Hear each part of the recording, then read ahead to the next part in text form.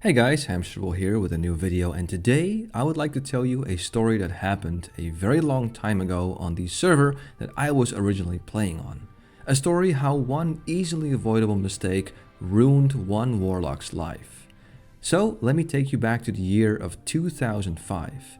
A year where World of Warcraft was only just released and pretty much everyone was just trying to figure out how to play the game, how to play their class, and what items were best for them. Forget pre-raid BIS lists, gear planners, parses, and whatnot. It simply wasn't there yet. Nor did the community really know what exactly was best for your class in terms of items. And because of this, epics were often seen as a gift from God, simply because of the color. Of course, later we figured out that not all epics are automatically better, like the Gloves of Rapid Evolution, which years later would be dubbed the Gloves of Rapid Disenchantment, because nobody in their right mind would want to wear these. And there was one epic, in particular, that was so rare, so sought after, that a fair chunk of casters spent hundreds of hours trying to get it in the days of vanilla. The item in question is the headmasters charge that drops from Darkmaster Gambling in Scholomance, which has a drop chance so low that you have more luck winning the lottery. Now if you look at this staff today, you'd probably prefer to just farm Dire Maul for the Rod of the Ogre Magi or any other staff with at least some spell damage. But keep in mind, this was early vanilla, and most items with spell damage, spell hit and whatnot were implemented or changed in a later stage of the game. So, in 2005, this was a Warlock's wet dream, evident by a little machinima called World of Warcraft, where a Warlock called Mute was talking about how this was pretty much the only epic staff geared for Warlocks, and how he ran Scholomance over 200 times to try and get it. But unfortunately, he never got it.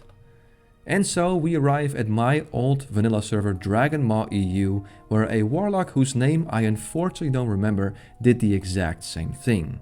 He was obsessed with this staff and dedicated almost every single hour playing the game to running Scholomance. And keep in mind, this was in a time where Scholomance was a 10-man raid, not a 5-man dungeon, and it also took way longer to clear and kill the last boss to try and get that staff. But that didn't matter. This Warlock was so devoted to getting the staff that despite the drop chance, he was determined to get it. And it got to a point where he found himself a dedicated raid group that with the help of Ventrilo would run Scholomance over and over again. But, unfortunately for him, it just wouldn't drop. Day in, day out, the raid would run Scholomance, only to find no headmaster's charge dropping from the last boss. Until one day where everything was about to change. It was business as usual. The Warlock and his dedicated raid group would make their way through the dungeon and get to Darkmaster Gambling. And this time, when the raid checked the corpse, it finally happened. The headmaster's charge dropped. The Warlock was ecstatic because everyone in the raid knew that he was running this raid for that particular item and it was basically reserved for him. He couldn't be happier. After hours, days, weeks, perhaps even months of running Scholomance, he finally got the item he dreamt of having, and in his mind he knew that the long and arduous grind was over, and he was about to have an insanely rare item that he could show off in Orgrimmar. But unfortunately, everything was about to be ruined by one person. You see, that day they didn't have their usual roster. They had one spot open and a random balance druid by the name of Schapi, yep, that's a Dutch name, decided to join their group. And while everyone was going nuts on Ventrilo because the staff dropped, something so small, so simple was overlooked. Now in Ventrilo, everyone got the order to pass on the staff for the Warlock because it was reserved for him. And everyone in this dedicated raid group already knew for a long time that they should all pass for the staff if it drops. However, there was one thing the Warlock forgot to do, which was to invite the balance druid to his Ventrilo server. Which means Schapi, who was in this raid group for the first time, didn't hear that he had to pass on the item because he was not on Ventrilo, and on top of that, no one bothered to message him in-game that the headmaster's charge was reserved for the Warlock. So you can probably see where this was going. People started passing on the staff and the Warlock pressed need. And then Schapi also pressed need. And oh my god, everyone went crazy, especially the Warlock. But to Schapi's defense, he was not informed. To him, he just saw an epic staff that was better than his and pressed need. And at this moment, the Warlock's heart must have been going nuts because all he could do was wait until everyone had passed and hope he would roll higher. His hours, days, weeks, perhaps months of work was hanging in the balance of a simple roll that came down to pure luck. And unfortunately for him, the balance druid rolled higher and he had to watch the dreadful message in chat saying, Schaapie won. And keep in mind, there was no trading loot back then. If you won a BOP item, that's it. No trading, no appeals, nothing.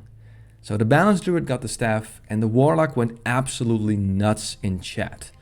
All of his work, all of this dedication, only to be ruined by one simple mistake that could have been easily avoided. And to add insult to injury, he now saw this fat owl wearing the staff that he was obsessed with. And so it was that this druid Schaapie on Dragon Ball EU was not only one of the very few balanced druids, but on top of that, was also one of the very few with the epic staff from Dark Master Gendling. Not because of some elaborate ruse or just plain ninja looting, it was simply because the raid completely forgot to tell him to pass on the item. And I know what you're probably thinking, damn Hamster, that's one hell of a story, but is any of that actually true? Well, it's hard to prove because I don't have any logs or footage from all of that. But I do have one thing to show you, which is this screenshot. Now this screenshot was taken when my guild managed to kill Nefarian all the way back in Vanilla WoW. And who's that druid over there on the left? Oh yeah, it's a druid named Schaapie. And what staff is he wearing? That's right, the headmaster's charge. So while I cannot prove everything that happened, at least I have this screenshot from about 18 years ago to show that this druid did in fact manage to obtain one of, if not the most rare epic item in Vanilla WoW. So there you go, I hope you liked this story, and I guess this is a bit of a case study on how one simple line of communication can be the difference between joy and absolute despair.